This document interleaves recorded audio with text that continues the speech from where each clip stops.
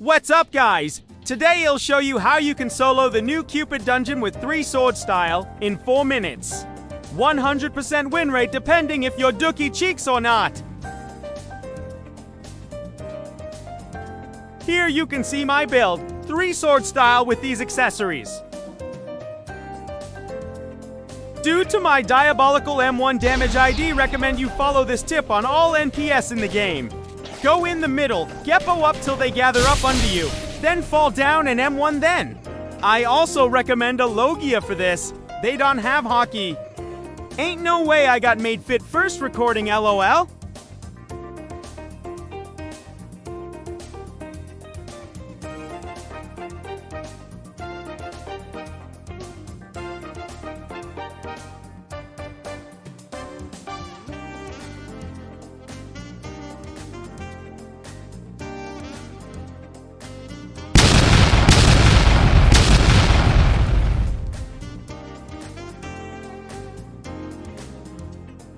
For my GOAT Leo, you can just combo him heavy. He has 1 guard break, which is pillar, but he uses it late and also easy to perfect block.